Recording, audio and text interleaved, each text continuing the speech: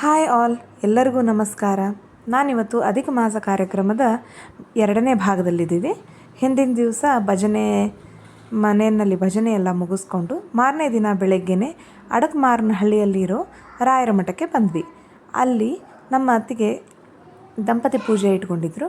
10 ಜನ ದಂಪತಿಗಳಿಗೆ ಬಾಗಿಣದ ವ್ಯವಸ್ಥೆ ಹಾಗೂ ಅವ್ರ ಪಾದ ಪೂಜೆ ಎಲ್ಲ ಮಾಡಬೇಕಾಗಿತ್ತು. ಅದರದ್ದೆಲ್ಲ ವ್ಯವಸ್ಥೆ ಮಾಡ್ಕೊಂಡ್ವಿ, ಒಂದೊಂದಾಗೆ ಜೋಡಿಸ್ಕೊಂಡ್ವಿ. ಹಾಗೆ ಬೇರೆ ಎಲ್ಲರೂ ದಾನ ಕೊಡೋದಕ್ಕೆ ತಮ್ಮ ವಸ್ತುಗಳನ್ನೆಲ್ಲ ಜೋಡಿಸ್ಕೊಳ್ತಾಯಿದ್ರು. ನಾನು ಕೂಡ 33 ಮುತ್ತೈದೆಯರಿಗೆ ಬ್ಲೌಸ್ ಪೀಸು, ಅಕ್ಕಿ, ಕಡಲೆಬೇಳೆ, ಬೆಲ್ಲ ಹಾಗೂ ಬಳೆ ಮತ್ತು ದಕ್ಷಿಣೆನ ಇಟ್ಟು ಕೊಡೋಣ ಅಂತ ಹೇಳಿ ನಾನು ಕೂಡ ಎಲ್ಲ ತೊಗೊಂಡು ಬಂದಿದ್ದೆ. ಇಲ್ಲಿ ಬಾಗಿಣಕ್ಕೇನು ರೆಡಿ ಮಾಡಿದ್ವಿ ಅದಕ್ಕೆ ಪೂಜೆ ಮಾಡಿಸ್ತಾ ಇದ್ದಾರೆ. ಅದಕ್ಕೆ ಅವರು ಕನಕಾಭಿಷೇಕ ಬರೆಸಿದ್ರು.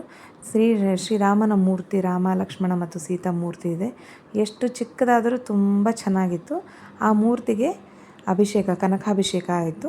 ಕನಕಾಭಿಷೇಕ, ಆರತಿ ಜೊತೆ ಪ್ರದಕ್ಷಿಣೆ ಎಲ್ಲ ಮುಗಿಸ್ಕೊಂಡು ಆಚಾರ್ಯರು ಸಂಕಲ್ಪ ಹೇಳಿದರು. ದಾನ ಕೊಡೋರು ಸಂಕಲ್ಪ ಹೇಳಿದರು. ಈ ಕಡೆ ಪಾದ ಪೂಜೆ ಮಾಡ್ತಾಯಿದ್ದಾರೆ.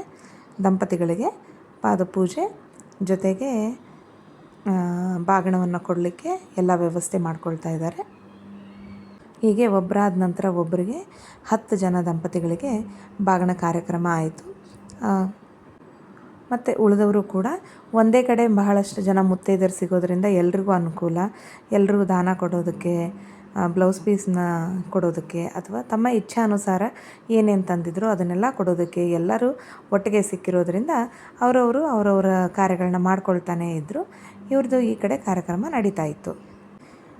ಈ ರಾಯರ ಮಠದ ಇನ್ನೊಂದು ವಿಶೇಷ ಏನು ಅಂತ ಅಂದರೆ, ಇದನ್ನು ಮಂತ್ರಾಲಯದ ಬೃಂದಾವನದಿಂದ ಮೃತ್ತಿಕಾ ತೊಗೊಂಡು ಬಂದು ಇಲ್ಲಿ ಸ್ಥಾಪನೆ ಮಾಡಿದಾರಂತೆ. ಹಾಗಾಗಿ ಇದನ್ನು ಮೃತ್ತಿಕಾ ಬೃಂದಾವನ ಅಂತಲೇ ಕರೀತಾರೆ. ಈ ರಾಯರ ಮಠದ ಹೆಸರೇ ಮೃತ್ತಿಕಾ ಬೃಂದಾವನ. ತುಂಬ ಚೆನ್ನಾಗಿತ್ತು ನೋಡೋದಕ್ಕೆ. ಚಿಕ್ಕದಾಗಿದ್ರೂ ಬಹಳ ಪ್ರಶಸ್ತವಾಗಿತ್ತು. ಹಾಗೇ ಶಾಂತವಾಗಿತ್ತು.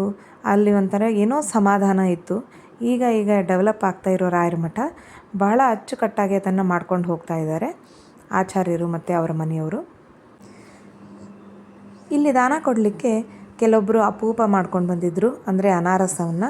ಕೆಲವೊಬ್ಬರು ಬೇಸನ್ ಉಂಡೆ ಮಾಡ್ಕೊಂಡು ಬಂದಿದ್ದರು. ಕೆಲವೊಬ್ಬರು 33 ಮೈಸೂರು ಪಾಕುಗಳನ್ನು ದಾನ ಕೊಟ್ಟರು. ಕೆಲವೊಬ್ಬರು ಅನಾರಸದ ಜೊತೆಗೆ ಕರ್ಜಿಕಾಯಿಗಳನ್ನ ಕೊಟ್ಟರು.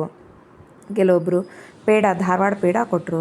ಹೀಗೆ ಯಾರ್ಯಾರು ದಾನ ಕೊಡ್ತಾರೋ ಕೊಟ್ಟಾದಮೇಲೆ ಎಲ್ಲರ ಕಡೆಯಿಂದನೂ ನಾವು ಒಂದು ಸ್ವಲ್ಪ ಪ್ರಸಾದ ಅಂತ ಎಲ್ಲರೂ ನಾವು ಇಸ್ಕೊಂಡು ತಿಂದ್ವಿ. ಊಟದಷ್ಟೊತ್ತಿಗೆ ಆ ಪರಾಳುಗಳನ್ನ ತಿಂದೇ ಎಲ್ಲರದ್ದು ಹೊಟ್ಟೆ ಅರ್ಧ ತುಂಬ ಹೋಗಿತ್ತು. ಇಲ್ಲಿ ಆಚಾರ್ಯರು ಯಾರ್ಯಾರು ದಾನ ಕೊಡಲಿಕ್ಕೆ ರೆಡಿಯಾಗಿದ್ದರೆ ಅವ್ರಿಗೆ ಸಂಕಲ್ಪ ಮಾಡಿಸ್ತಿರೋದು. ಇಲ್ಲಿ ನಾನು ಕೂಡ ಎಲ್ಲರಿಗೂ ಮುತ್ತೈದೆಯರಿಗೆಲ್ಲ ಅರಿಶಿನ ಕುಂಕುಮ ಕೊಟ್ಟು ಉಡಿಯನ್ನು ಕೊಡ್ತಾಯಿದ್ದೀನಿ.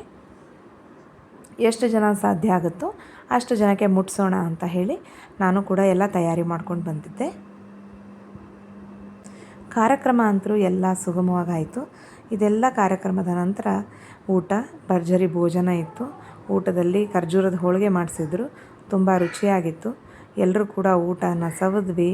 ಅಲ್ಲೇ ಒಂದು ಸ್ವಲ್ಪ ಹೊತ್ತು ದೇವಸ್ಥಾನದಲ್ಲೇ ಕೂತ್ಕೊಂಡು ಸ್ವಲ್ಪ ಹೊತ್ತು ವಿಶ್ರಾಂತಿ ತೊಗೊಂಡ್ವಿ. ನನ್ನ ಮಗಳಂತರೂ ಈ ಗಲಾಟೆನಲ್ಲಿ ಎಲ್ಲಿ ಕಳೆದು ಹೋಗಿದ್ಲು, ನಾನು ಅವಳನ್ನ ನೋಡಲೇ ಇಲ್ಲ. ನಾವು ನಮ್ಮ ಕೆಲಸದಲ್ಲಿ ಬ್ಯುಸಿಯಾಗಿದ್ವಿ. ಬಟ್ ಮಕ್ಕಳೆಲ್ಲ ಇದ್ದರು, ಅವ್ರ ಜೊತೆ ಆಟ ಆಡ್ತಾ ಇದ್ಲು ಅನ್ನೋದೊಂದು ಖಾತ್ರಿ ಇತ್ತು ನನಗೆ.